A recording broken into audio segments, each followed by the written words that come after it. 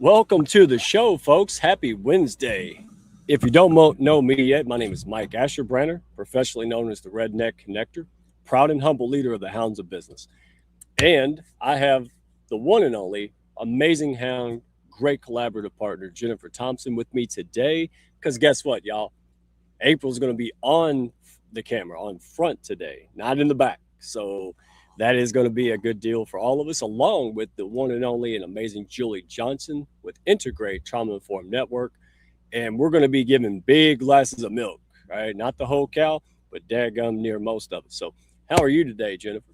Wonderful. Thank you so much for having me here today. I'm excited about this. This is going to be Yeah, fantastic. that's legit excitement. That's not like, Vanna White stuff there. So, let's go. No offense to Vanna. Love you, Vanna. All right.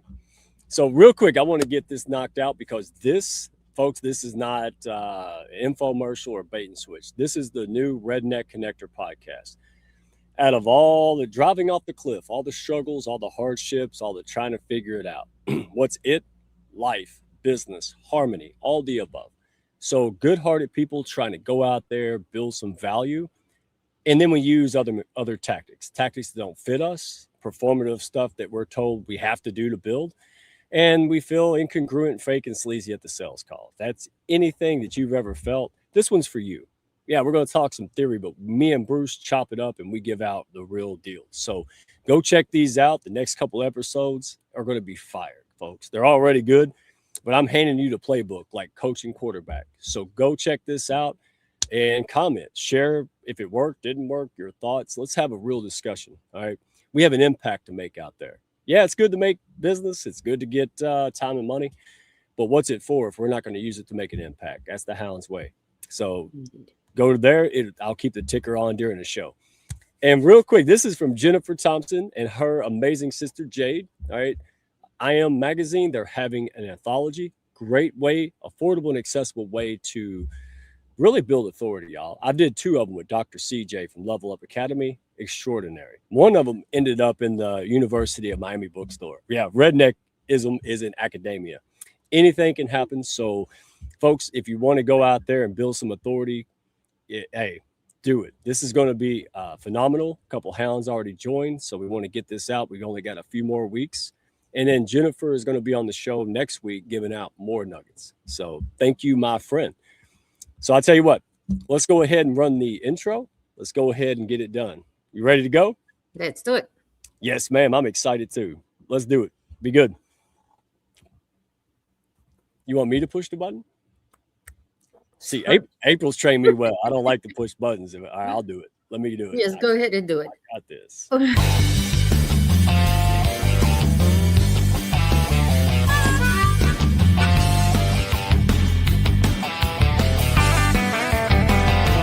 Are you looking to grow your network and your net worth with other high-level, heart-centered professionals? Then grab a seat and your favorite beverage and join Mike Asherbranner, the Redneck Connector. It's time for the Hounds of Business Community Happy Hour.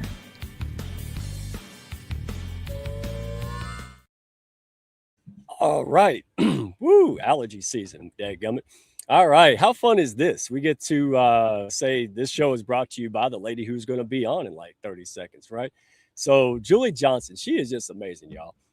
Absolutely. I have rarely seen leadership to her level, and that's not flattery. That's true. So, Julie helps leaders and teams spot where capacity breaks down and where support quietly turns into pressure.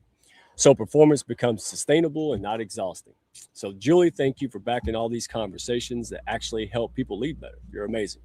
And then let's go to the one and only Beverly Neal Clinton, healthcare. That's all I got to say. Thank goodness there's so many amazing people coming together, collaborating to really do good for people who need it the most, which is pretty much all the country. So, also brought in part by Beverly Neal Clinton, and she builds practical infrastructures for people who serve others, strengthen operations in the healthcare system, improve outcomes, and stop leaving value and money on the table. All right, doctors, private practice, check it out. So, Beverly, we appreciate you and the real work that you do that creates real results. All right. Without further ado, let's bring them on up, Jennifer. The one and only Julie Johnson and April Wyatt. Oh, and while they're coming up here, got to give love to the folks who are first. Deborah Jackson of Bella Grace. I'm loving the Bella Grace. It took me Love a it. year. It Love it. Yeah, I know. I just ran out of mine. I don't get it for like a couple. I think it's like a week or so. I think it Oh should be. no. I know. I still have 3 boxes, and I was going to give it. 2. I'm not giving them out because I kept trying to go. Oh, this It's doesn't gold. It is I know. gold. I'm telling you. Ah, not a whole lot of rednecks, with the fancy packages, but it works because I didn't notice until like a week. I got so busy, and I'm like, why am I grumpy and not feeling well? I was like, oh wow. So I anyway, know. That's good yeah, stuff. we're gonna pull her up because a lot of hounds have tested this, and really excited. So, and Vanessa the Vivacious, wow, I can't wait to get to talk with her amazing podcast. She's got a lot going on. So you folks are great. Thank you for tuning in early. All right, let's get the party started. I want to start off with defining the problem, right? Survival mode. Oh, let me put it this way. I'm an example of what not to do. If you just did the opposite of what I did for many, many years or decades, then you would probably do well. And I'm not saying that facetious. I didn't know what I didn't know. That's why we do these shows, and that's why I love having guides like you ladies, friends, and people who can teach me what we don't know. So let me start off with this and give you a little intro so folks who may not know you by now really understand, where you come from. You ladies work in different lanes, same arena. I love these combos. So, Julie, we'll start with you. So a lot of my work revolves around helping like app platforms reduce pressure in their onboarding. So my casebook example of what not to do is actually on my LinkedIn page now. It's up. It's Duolingo. Duolingo used to be great at like being inviting, and now they're like they create all this pressure. Like they actually email you, and they're like, like we would say this in French, but you would fail or something like that. Like it's just very like it's tongue in cheek, but it creates, not like it's demoralizing, that's the point. So my work is how do we not create those messages of demoralization in app and wellness technology? Yeah, I was a big fan of the Calm app, ladies, and for years when it first came out.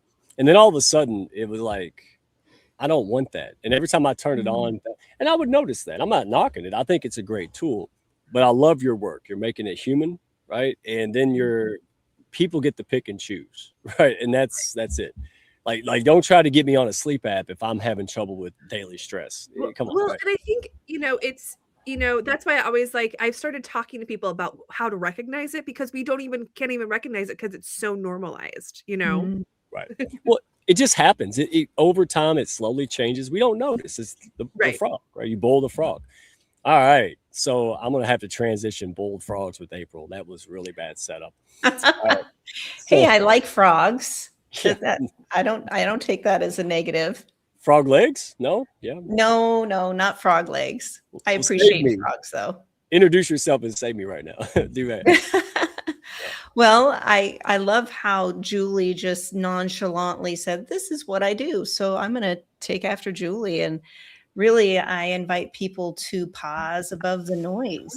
It's about just meeting yourself where you're at and learning, as we'll talk about tonight, ways to self-regulate and build capacity within the nervous system. And I do that through biodynamic breath work and the trauma release system, as well as just awareness tools and working with my own intuition, because I meet people where they're at. We're not trying to fit square pegs in round holes here. That does not work. So that's a little bit about me.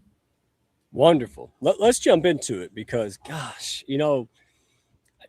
I would say I would have listened if you taught me earlier, but, maybe. I learned it now, and that's what I want to share. So what does the survival mode look like in a high performer who's still getting results? So this is kind of the misnomer, right? Like you could be, and speaking from experience, like a functional alcoholic, you could do these things, but still you're not helping yourself, right? It catches up to you in the long run. So Julie, let's start with you. What does survival mode look like in a high performer who's still getting results? Well, I mean, I think it looks like, and I'm just gonna speak from myself because I've been there, you know, over functioning, you know, that's like, I was actually just thinking to myself this week about a certain situation. I was like, am I doing the work for somebody else in a situation that they needed to step into, And that for me was a point of, wow, that's a point of burnout for me, is when I have to when someone is underperforming and then I step in to do their work. That is a high threshold, area of like the Bermuda Triangle for me, because I can do that, but that's what creates that cycle of, oh, well, they're not going to do it, so I'm just going to step in and do it for them. Well, there's like three things that are issues with that. One, that creates burnout for you if you have that pattern too. And two, you're also not giving the other person the opportunity to step into their power and their own space, and then you reinforce, behaviors that are just not good relationally. So, but that over functioning is 100% what I see in a lot of high performers, including myself, by the way. Yeah, a lot of us, April, I think of it like if you mash the pedal on a car in neutral, and you're like, oh, it's okay. See, it's still running. It's fine. Mhm. And then until it's not fine. And you have been a good guide to help me. Julie's information is spot on, but you have been walking me through this. So you have the patience of a saint. So what is your take on this? We're so busy. We're so high performing. Yeah. We're still And getting results. just working off of exactly what Julie was saying, but looking at it also as the high performance, that's a protection mechanism. Mhm. We've learned since childhood, and how that shows up is, that fight, flight, freeze, fawning. So the fight might be irritability or pushing harder, right? Over controlling, being impatient, or the flight is the constant busyness, distracting ourselves, Mm. overworking, that inability to slow down. And then the freeze is procrastination. We just don't have the capacity, so things shut down. Or exhaustion, checking out, right? We tend to get sick when big things are happening. And then the fawning is kind of what Julie was alluding to, right? Over accommodating, people pleasing. Mhm. And then we tend to abandon our own needs, and to maintain other people's things. So many people move between these without even realizing it. They think this is my personality, this is what I do, but it's really costing us in the long run. Oh, I did it. I did it a lot. Go ahead, Julie. Oh no, that's all. I just saw my face all of a sudden like clip off. So I just Right, half your face. That was me. I don't blame Jennifer. Yep, I'm pushing buttons again, dadgummit. But let me go on this, because it's something that we all do at some point, or we do as a habit. We're not aware of it and we're ashamed of it. Let's get real. Like I was like, oh, I'm the only one. Everybody else is just better hiding it and spraying Lysol on it. So what are the first body, or are there body signals that show up before the person even realizes it? Like, is it, not waking up easily? Like, is there certain signs somebody can go, you know what? I didn't even realize I'm doing that. Maybe I am on the wrong path of, over functioning. Dysregulated. Julie? I think the first signs that I usually see, it's kind of going, it's like the symptoms of what April was just talking about, the symptoms of fight, flight, freeze, or fawn. Like what does that even look like behaviorally? So I think if we're going to go from those categories, of like fight, that could be like, maybe a little bit more frustrated, maybe a little bit argumentative. That's a sign that we're headed into some of those, some of those spaces of dysregulation in the nervous system. Fawning, agreeing when you don't, fleeing a conversation, avoiding, stonewalling, and then freezing, just, a freeze can be, just, it can be just not talking at a meeting. It can be, it can show up a lot of ways. That's just kind of the most obvious, or someone can't find their words. Those are all kind of more social, I think, nervous system ways of kind of finding those. Those are kind of loose, but that's kind of the behaviors I see when we're kind of moving through those. And you can move through all of those like in a 5-minute period. Like I've watched myself move through all of those and like in really distressing situations. Yeah. I was going to ask a question, but April already has one in the chamber. Go ahead. Do.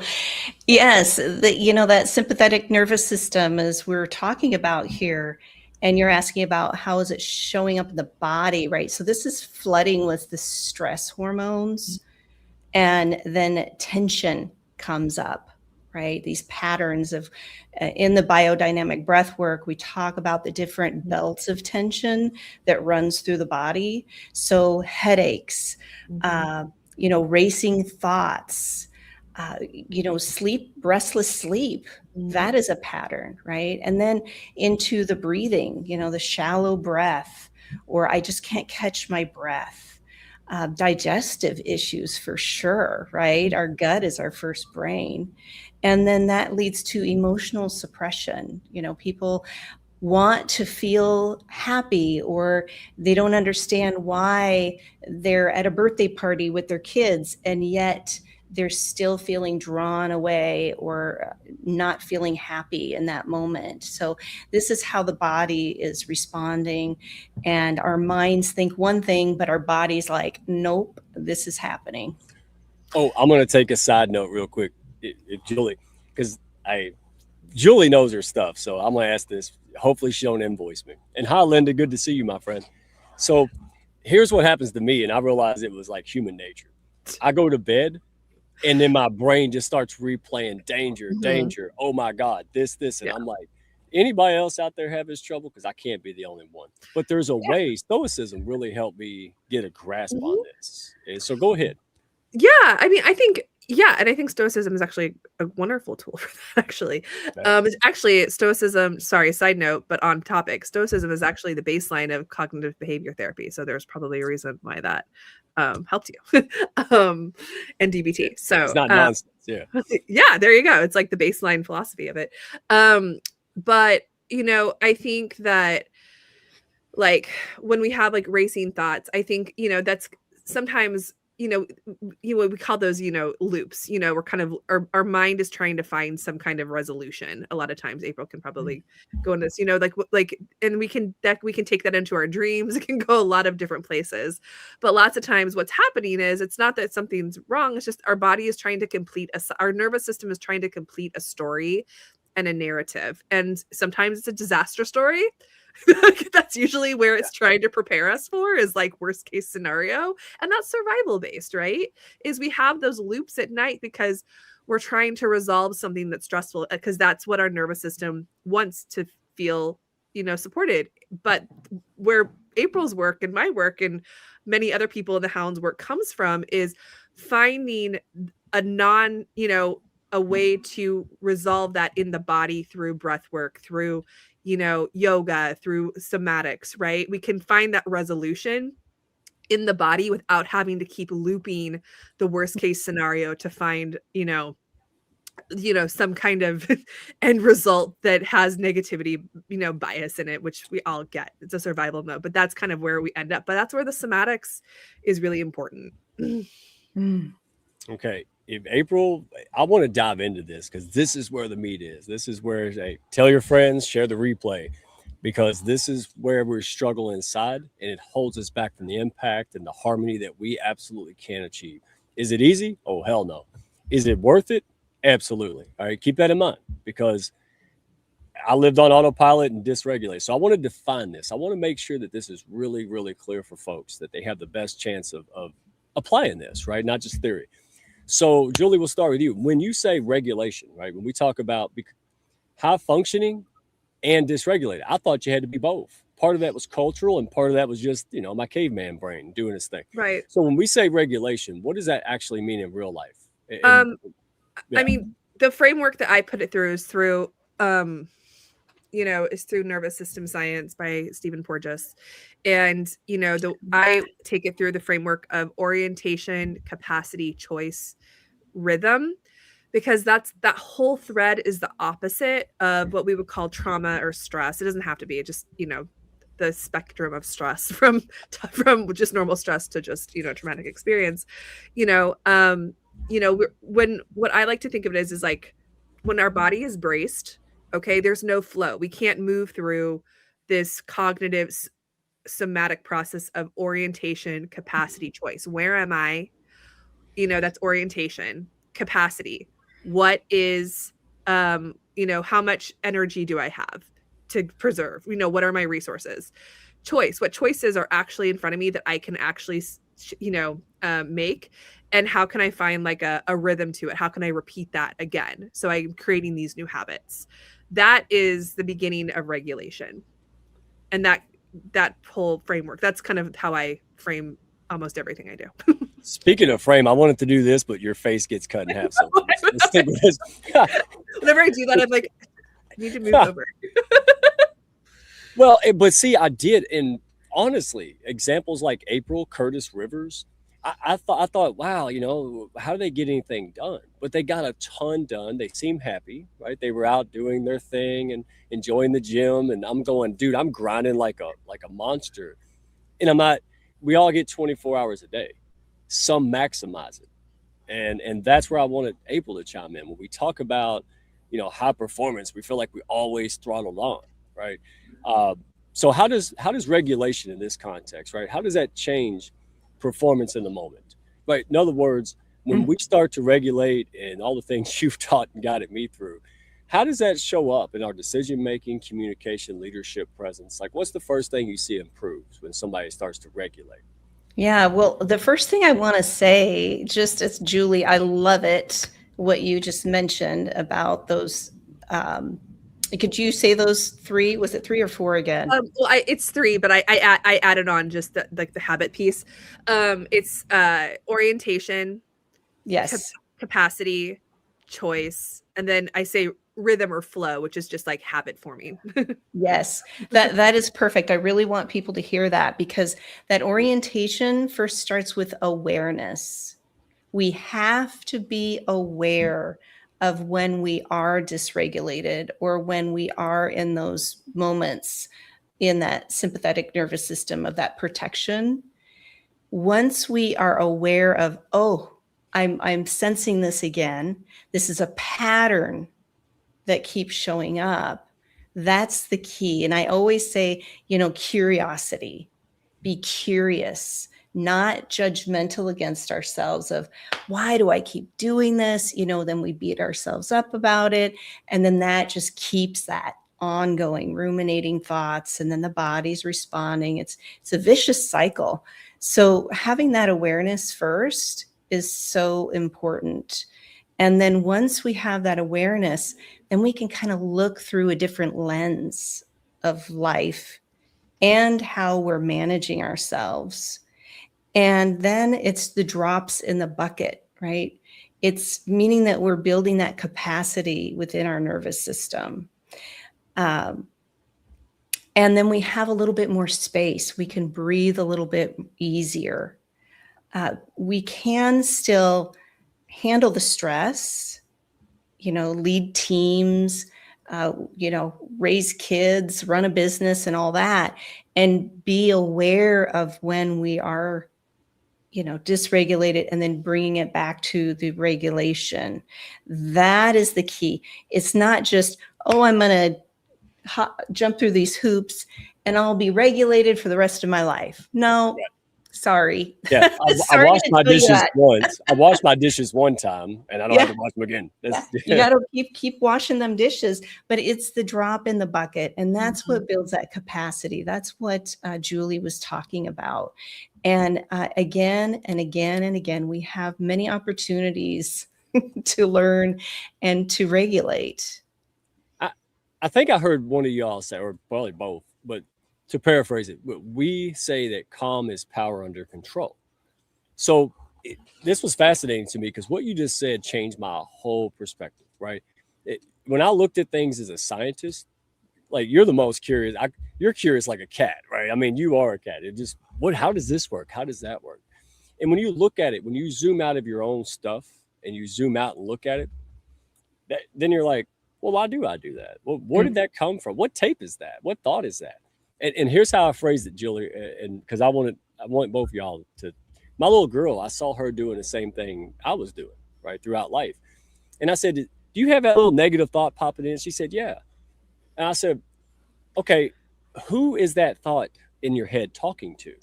Like you're having that discussion, right? I don't mean you're crazy. It's just that's the best redneck way I can put it. When the thought says, "Hey, you suck," and this is going to happen, and all this stuff, the question is, who is that talking to? And what do I say back? Right? Julie, now put this into like, like academia, because April really helped me. She would ask questions to say, hey, and she never told me what to do. She got at me. So I go, aha, right? Like, you're right. What the hell is that? I don't have to accept that thought. So what's your experience in science behind that? Or did I just lose like my mind? No, you didn't lose at all. Not at all. Well, I mean, I mean, lots of times the voice in our head can be the voices of people that were caretaking for us as kids that are still in there. Many times, the actual, I know this is like, whenever I say this, like gives me pressure as a parent, but it's a point, but like that those first, couple of, years we're alive can actually, that with parents, they kind of can't, parents or caregivers or just important people in our life can become the voice in your head. And then over time, that voice can become your voice. Yeah. And like what Deborah Jackson said, and, and over time, that voice in your head can be a lot of people, those ideas. And then that's where I always am asking, whose ideas am I thinking? Right. When we start to, just like what April told you is, kind of asking those questions, like, where did that come from? But from a larger lens, that's a lot of childhood, a lot of childhood thoughts that sometimes we get through, just how we are nurtured or cared for better or for worse as children, but those voices do end up in our heads over a period of lifetime. But that's where those exploration and curiosity, those questions, because you get to become, whose thoughts am I thinking? Are these someone else's beliefs that I'm thinking? And where are mine? Right? Okay, I'm going to ask this in the most human way possible. April Wyatt, again, calm is power under control. So what did Mike confuse calm with? And people like Mike, I'm not the only one. What do we confuse calm with? Like for me, I was like weakness, apathy, disinterest, laziness, not getting it done. I mean, I don't know. I mean, that's my default. Was unaware. And how do you help them build calm without losing the edge? Well, first, I really want to just add a little to what Julie just said about the little voice in the head. People just need to hear this. It is so true. I call it's belief systems, right? We have these belief systems, the BS. You have BS in your head, and you get to choose how to shift the script. Yeah. And I wrote in an anthology with CJ and Susanna. Hello, if you're watching or listening. And I talked about that when I was going through college, and I was diagnosed with dyslexia at a young age. And my father always told me, you have to study harder. You're never going to basically make the grade kind of thing. And so I was studying. I was going to Drake University when we moved back here. And that tape kept going on and on of how I am not good enough, basically. That's what I heard from my 7-year-old self, that I would never get A's or anything like that. And I'd have to study harder. And after meditation, I heard that. And then I recognized it for what it was. It was so cool, Julie. You would appreciate that. And I was like, this is the BS. This is not mine. This is my own father's insecurity of him seeing me not measure up, and he projected it on me. So once I saw that, it was so it just wow. It was relief. Yes. So I just wanted to say that, because everybody carries something. some thread, and we can choose to shift the script, see it for what it is, not believe it because it is BS. It really is.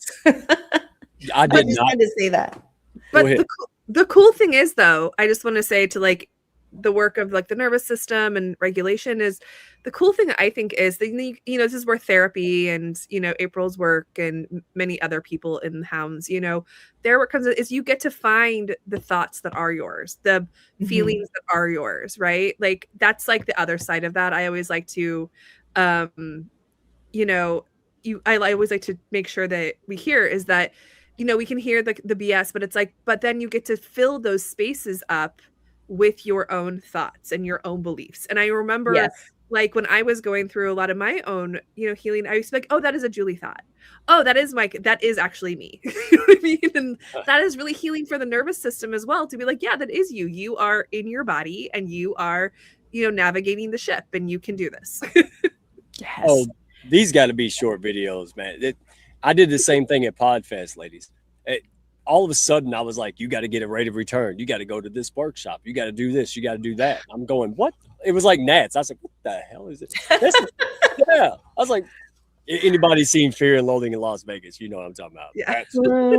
But I Yeah. did. I was like, wait a minute. No, I am here to make connection, not to force anything, and to see what the hell happens. That's what I'm here for. I'm here to just explore, see people, and that go from there. And here's to your point, both of you ladies. Folks, share this in the comments, please. I had no idea until my mid-40s that I could actually define success for myself. And one point, and I'm going to be just plain open and vulnerable because I want people to connect with this. Because when you do, you can go out there and make an impact. I didn't know I could do that because I didn't have confidence in myself. Like anybody out there, and you don't have to tell me, but ask yourself, I would think something brilliant and then go, oh, that can't be right because it was for me. Am I the only one? And then one day I was like, no, that is brilliant. And you earned that the hard way. You researched it. You went through hell. You got good guidance. That is true. Or it's my truth, right? So if anybody want to add anything, because I just wanted to throw that out there. Oh, that's not a good thought because it's my thought. Oh, holy cow, this show's for you. Yes. The first thing that comes to my head is something that I heard from a podcaster one time. I can't remember what podcast it was, but it was imposter. It was like how to handle imposter syndrome. And she said to do an I did that bucket. And so every time you did something that was like, it went against the imposter syndrome, you would have this like, I did that bucket or like folder that you would like be able to like, you know, show evidence that some of those like thoughts, you know, aren't actually true, which I thought was great. I love that. Yeah, I do too. Oh, mine would look like the Greater Louisville phone book in the 80s, y'all. Like, but see, you can do it. And that's the whole point. It's like when I get into a certain room, and it doesn't happen much, thank goodness. But when I get into a certain environment and everybody's kind of, you know, dog eat dog, or it's, you know, really transactional, it is hard for me not like, well, am I the only one that doesn't belong? And I'm like, that's the point. Like, do you attract one or two people that could, you know, be a good fit with you? I'm not here to do what everybody else does. And that hard fought confidence. This is what happens when you take what you ladies are talking about. Oh, and by the way, is it easy? You alluded to this before. It's not like you just do one thing or read a book, meditate a few times, go to a retreat and you're fine. This is an ongoing, it sucks. It really does suck. The process sucks. But here's what I want you all to chime in. And audience, please. It sucked, but keeping on the same path I was on sucked worse. Sometimes that's like hardheads like me and country folks and like, you know, military men. You kind of got to frame it differently. And I'm going to do that for you. You know, yeah, it's hard to do that and talk about our feelings. But, you know, do you go home and yell at your family? You know, are you truly happy? And if you're, a lot of guys out there are courageous, but here's the most courageous word: doing the inner work. You want to really be tough? I fought fire for 8 years. The inner work, way harder to me than that, because you got to get real. You got to get vulnerable. But then guess what? You can relate to others. When you understand yourself, you understand, and you're not affected by it. That's what April got. I'm like, just because that person's doing it, like, I'll stop here, but somebody one day tried to push my buttons. And then it dawned on me, little April Wyatt in my voice said, take the buttons off. You can't stop other people from doing it, but you can. Why you have buttons here to be pushed, and that was the inner work. Yes.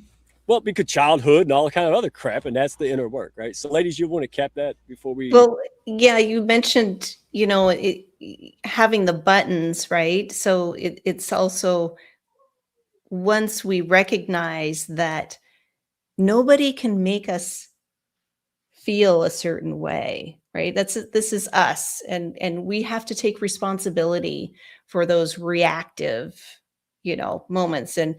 And when you asked before about regulation, Mike, I just want to answer that really quickly. Regulation doesn't mean that you're calm all the time either, right? That's a big misconception about that. And through the BBTRS, right, it's about creating that capacity we talked about, the ability to notice what's happening in the body, our emotions, the nervous system. And it's without, becoming overwhelmed or shut down or that reactionary mode. We're just little drops in the bucket, right? Understanding, that's what builds the capacity. And it's the ability to stay in relationship with yourself Mhm. while the stress is present, while you're in that hard in between spot. It is challenging. It can be very challenging to not give in to those old patterns and how the nervous system wants to respond, because that's the protection. It's not right or wrong. I want everybody to hear that too. Our bodies are trying to protect ourselves. Now, is the pattern still useful?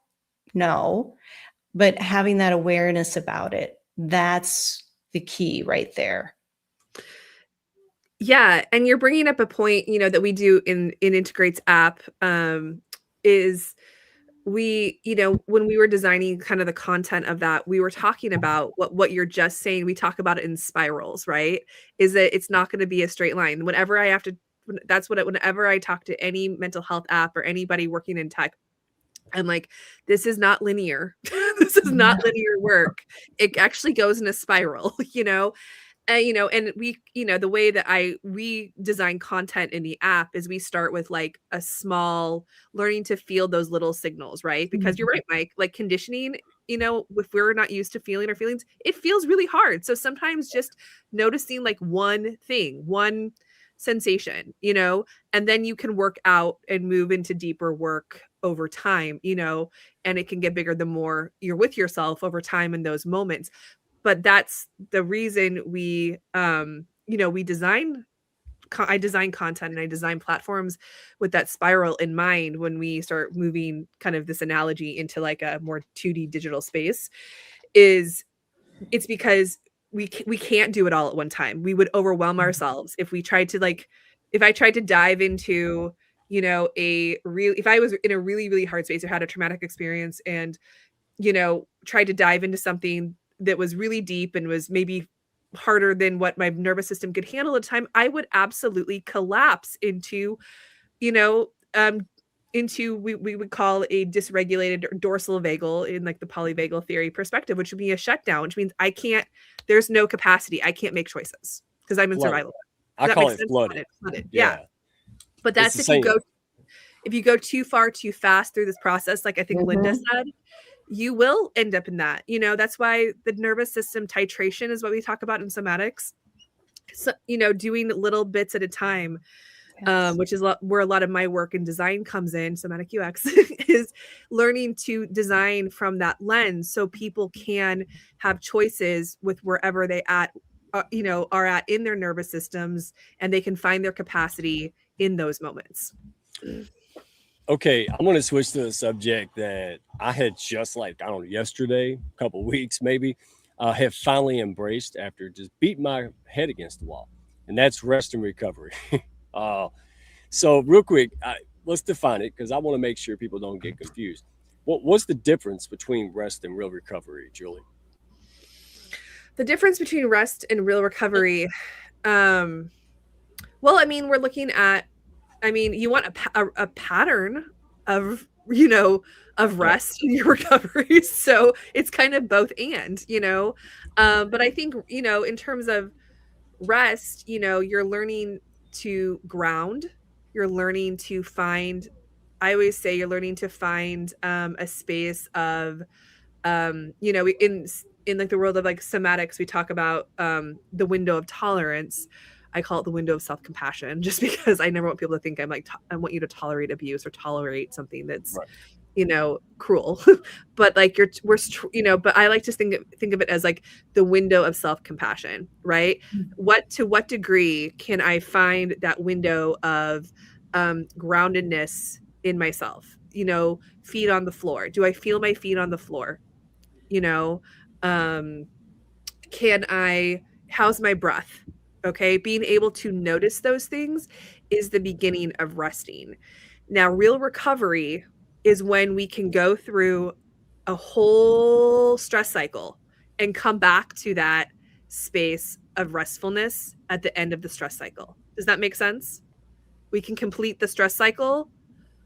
Okay. We can go through fight, flight, freeze, and then come back to that state of rest and digest. Yeah, it makes sense now. If you asked me 6 months ago, and I just lied to you and say, "Oh, it makes sense," but no, because I could rest on my phone and scroll, and my brain is not resting. Like it is in panic mode. It's seeing weird stuff. I can't tell if the cat and the owl is AI, and it just and, oh my goodness. And I've been on vacation and felt worse afterwards. So that's where I want to bring April up, because it's more to it than that, but it's not overcomplicated. You have a way of simplifying these things. So again, when high performance people who are building businesses, juggling multiple balls, right? You got a family, and you think of like a mom, right? She's got a family, she's got all this, running a job, business. Woo-wee. So rest and real recovery. What's your insight? Well, I, of course, completely agree with Julie 100%. As the BBTRS is also with, polyvagal theory and what she just alluded to. And also, I just want to touch on the emotional aspect, after completing that recovery, right? Understanding completing that cycle and seeing how that shifted, even just the slightest. It doesn't have to be like, wow, I see rainbows and unicorns after that. No, it's more of, okay, I'm feeling a little bit more calm now. Mm-hmm. I don't have so much scattered thoughts. I have maybe a little bit more clarity, direction, and where I want to go. But also understanding the emotional aspect of it, having space to process instead of, pushing aside our emotions and thinking, oh, I don't have time for that. Or, oh, well, that was interesting. And then squirrel, we go over here. And then guess what? The cycle's going to start all over again. So giving ourselves that space to really, recover and acknowledge what's happening with our nervous system. Because not only just our nervous system, we're carving out new neural pathways in our brains. How cool is that? That's super cool. Again, this is like 3 months ago. I've been like, it's cool. Not even done none of it. But it's worth it, folks. So before we move on, because I got to ask this, we got like 3 shows we could do. I got to have you ladies back. We got to make sure, because this is so empowering for people. It's enlightening, and they need it, and I needed it. So that's why I want to share it. But you're absolutely right. Like I would have to get up and grind. Well, it's, I need to do 2 more hours, then I'll rest. It was a finish line that kept moving. It was like, oh, when I get here. But the problem is when I got here, now it was here. I'm like, well, when I get here, and it just kept going. And then, so yesterday, without getting into the weeds, I'm proud of myself. All right, April, you got to be after 2.5 years of patient coaching. And so everything just went downhill. And I said, you know what? I'm going to go play guitar. That was my response. I did the best I could with what I had. I said, you know what? Out of my control. I'm taking 20 minutes, get a sandwich, and play guitar. Come back. And yeah, did everything magically get fixed? No. But it did make it worse, and more things got done than would have if I just went on autopilot. If I just kept on, I got to grind. And by the way, you ladies and people in the comments, How many times have you sat down to just duke it out and got nothing accomplished? You basically wasted 2 hours. You did 10 minutes of work in that 2 hours of grind. Come on. I'm not saying there ain't a time for it. Hey, me and Goggins, we got a place. But if you throttle your car on 8,000 RPM day after day, your Michael Phelps did not go hardcore training before he won 17 gold medals. When I learned that, I went, maybe I need to change my perspective. Maybe what I'm thinking isn't biologically sound. Any comments on that? I just shut off. Wow. I was going to let April go. You can go, April. I got a question. What's your question? All right. Yeah. I just want to make sure that the rednecks and the other people who are new to this get the crash course. It doesn't make you weak. It's the step in the right direction to doing greater things and being happier doing it. Yeah. And making a choice that feels better. What feels better right now, or what feels easier too, especially if we're disassociated from our bodies or having really extreme overwhelm, asking what is easier right now. Sure, just like Jennifer can say, I'm just going to go make another cup of coffee because that is what I need right now. Feeling the warmth of the cup, smelling it, pausing, just as you're playing guitar or spending time with your kids. How can we step away from all the busyness? Because this isn't living. Yeah. This is not living. This is why our bodies are like, what's happening here? Because this is not fulfilling. It's not living when you're push and feeling that you don't have the capacity. So what can you do that feels easier in that moment? Yeah, I think that's where it goes, when we go back to orientation, capacity, choice. I mean, that's where the capacity is. What is an easy, doable choice for me to feel successful? Like I am like the worst, not the worst, but just I'm likely to try to do too many things. That's a sign of dysregulation to me. Like, number one, no, Julie, you're not going to do 3 emails. No, Julie, you're going to do 1 thing. You might not be able to do that thing. Is anyone waiting for you to do that thing? No, like, you don't have to do that. Like, nobody's sending an email for you to do the thing. I promise you, no one's waiting for it. That's just some like thoughts, real thoughts from my head some days in my workflow. But I think in those moments, I think it's really important to be like, what is one thing that I can do to help myself right now? That's a big capacity self-reflection. What is one thing I can do right now to help myself? Sometimes it's just going to bed. Or sometimes, like, even before I got on live here, I had a really long day today. And before I got on with you guys, I was like, I just need like 10 minutes. I put on a little yoga nidra on the Insight timer, and I just did like 5 minutes before I came here. So I could like be a little bit more lively than I felt, an hour and a half ago. Oh yeah. Everything is a priority. Everything has to be done. And here's what helped me, guys. And again, not bragging, I'm just being open because I want you to win. But I said, well, I didn't get enough done today until I realized one of my full days is usually like other people's week or two. Like, I usually do so much. Yeah. So I'm like, oh, it's not good enough. And I'm going, dude, this would kill half the population to do one of your full days. Why? Who are you judging this against? Right? Like, your comparison, it really is the joy. I mean, the thief of joy. And so I just said, hey, that means you got to cut some stuff out. You got to reprioritize. Doesn't mean you're weak. Doesn't mean you suck. It means what's it for? Like, I took my little girl out on a Thursday, but I had stuff to do. And here's what I told myself. I said, you know what? What's the point of running your own business if you ain't going to do stuff in your own? Like, yeah, that's what a job is for, in my opinion. Like, hey, you got a business. It's your business. You're the boss. Go do the important things. And you know what? For those who doubt it, like me for 4 decades, guess what happened? Nothing fell apart. No clients. In fact, I'll argue that things got much better, because when I showed up to all these calls to get more done, dude, nobody likes a frazzled man with a camo hat. Let me tell you that. No, it's not the most attractive thing. When you're calm, you're grounded, you're thinking clearly, you're present, right? You're like, oh, I'm actually interested in you. I see you, boy. When you do 50 meetings because you have a quota, you're undoing yourself. And as you get better, then you can do more. But there are limits, and I respect those limits, right? It's almost like I was the guy that said, yeah, if I flap my arms really, really fast, I could fly off a building. That's not practical.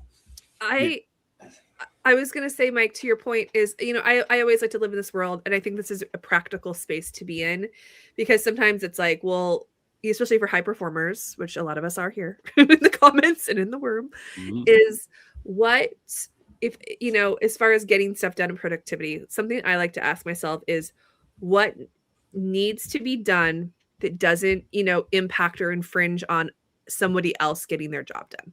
Okay. Like those are the things in my world that have to be done, like, a customer or client receiving something from me, those have to get done, but does the, what I mean? Does the email that could go out tomorrow go out one more other day? Yeah, probably. You know what I mean? That's like just marketing. Yeah, probably. You know what I mean? Like, I really like to go through those, kind of think through those a little bit and how to prioritize it. So you can think about, well, what decisions or what things do I need to do that are going to impact other people? And then what are like things that are just like mine, like administrative things that could like, don't have to be done today, Uh-oh, you're muted. Oh, he did the mute thing. I'm not muted. I'm working on my mime impression when I'm not doing guitar. All right. So, April, before we move to the lightning round and then close out, is there anything you like to shine, share your wisdom? Yeah, well, as we're all talking here, it's really about also creating safety for ourselves. When we feel safe, then automatically our nervous system relaxes. So having a way to find that safety, that support, and through my work, that's called resourcing. So looking for a space either within the body or around yourself, a tree, a piece of artwork, a family photo. If you're really feeling overwhelmed or feeling disassociated, check in, how am I feeling? Where's the safety for me right now? And then you can breathe in a little bit deeper and literally feel your nervous system relax. So safety is so key to any type of approach to build this capacity we're talking about with regulation.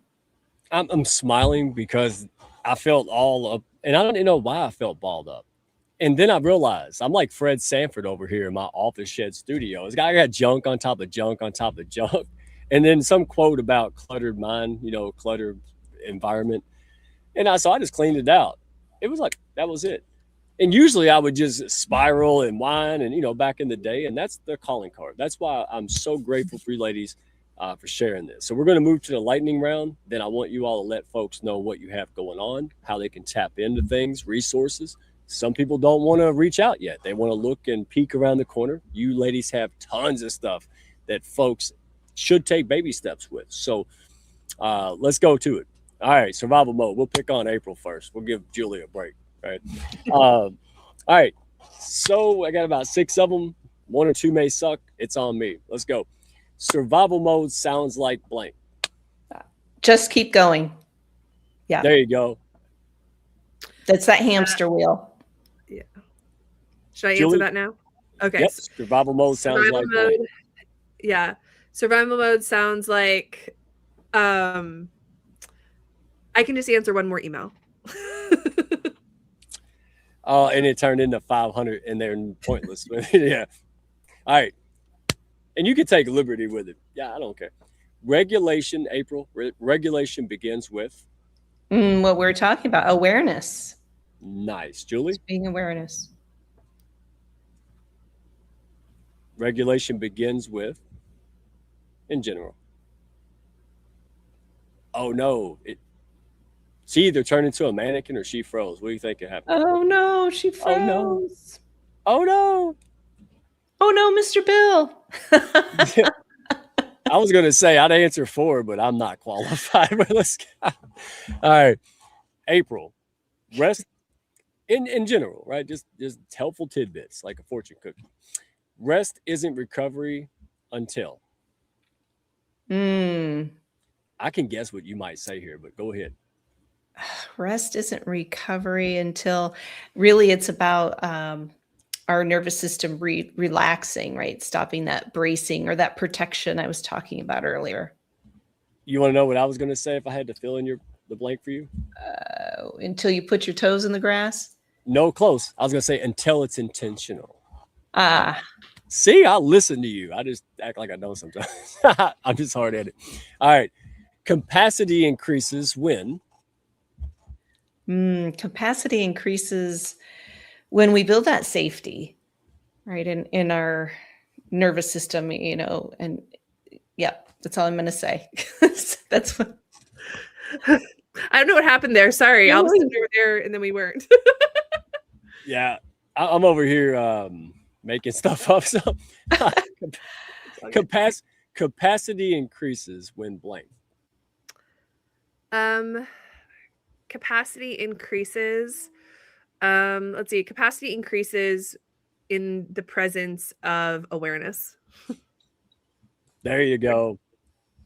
And I even quoted April Wyatt. Says now she knows I do listen way more than she thought. All right.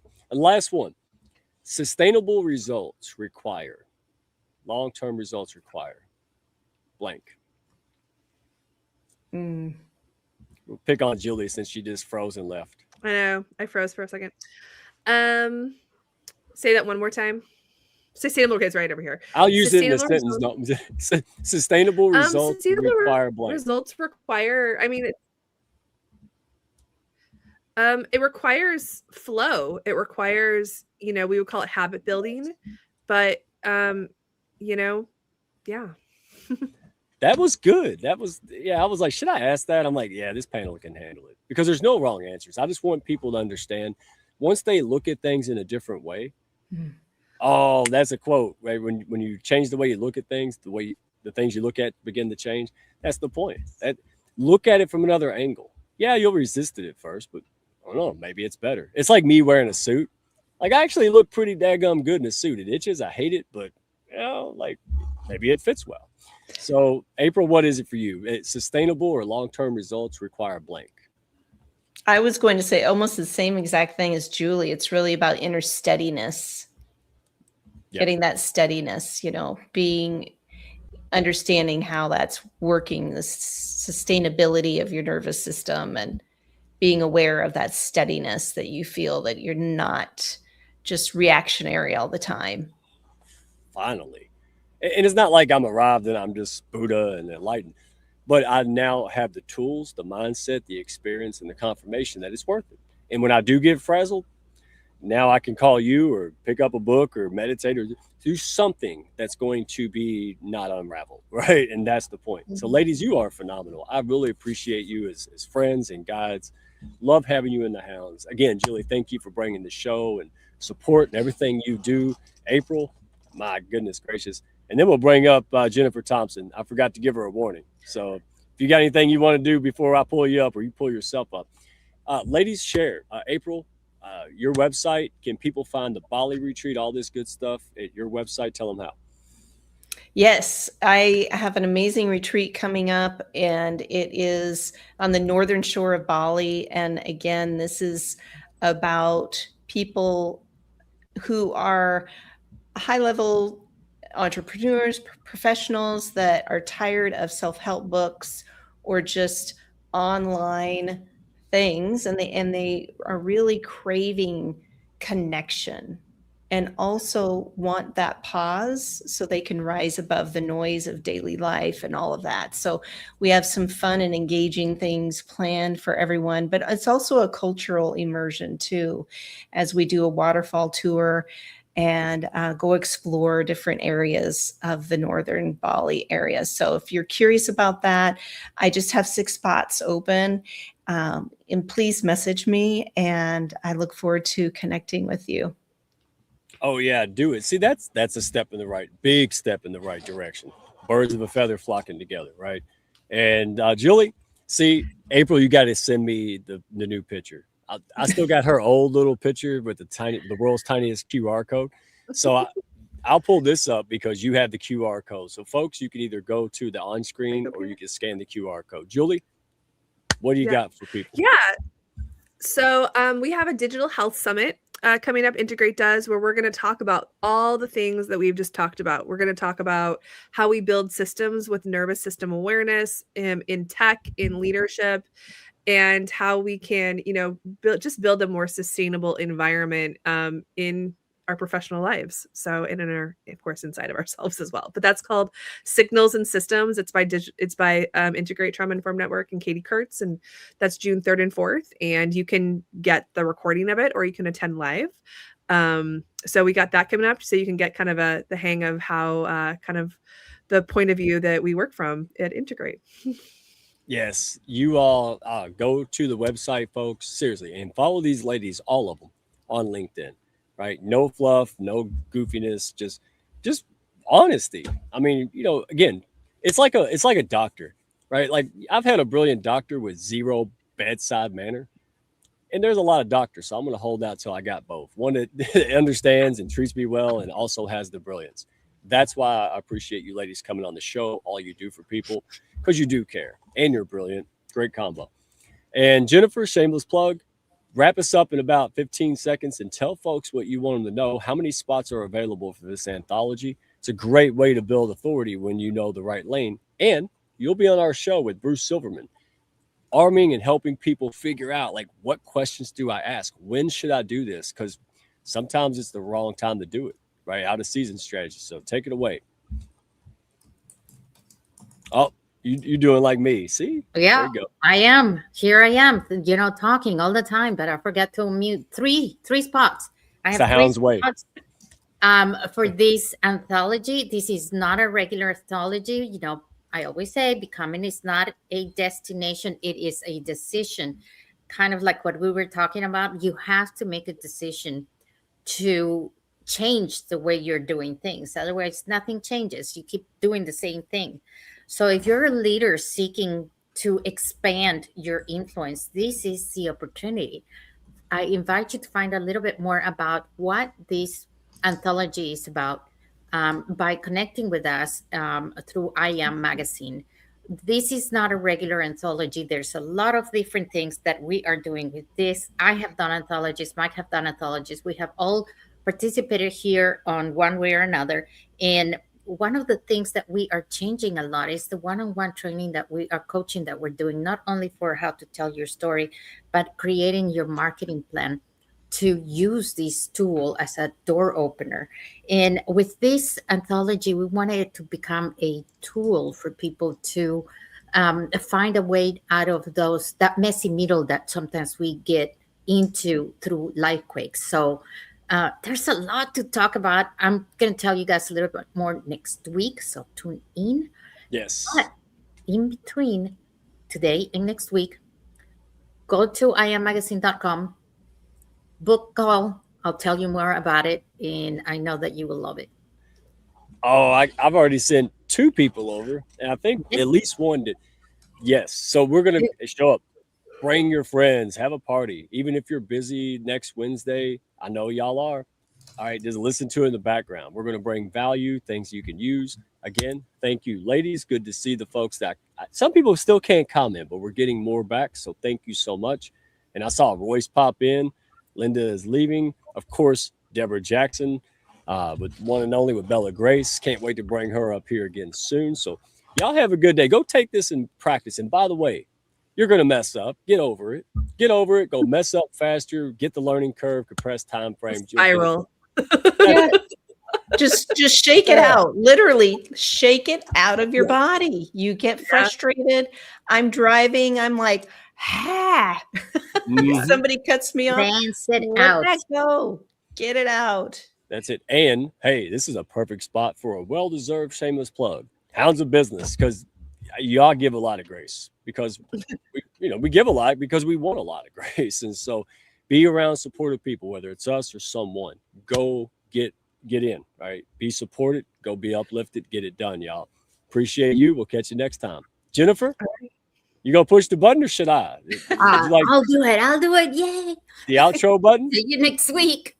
Be good, y'all. Bye. Thank you. Bye.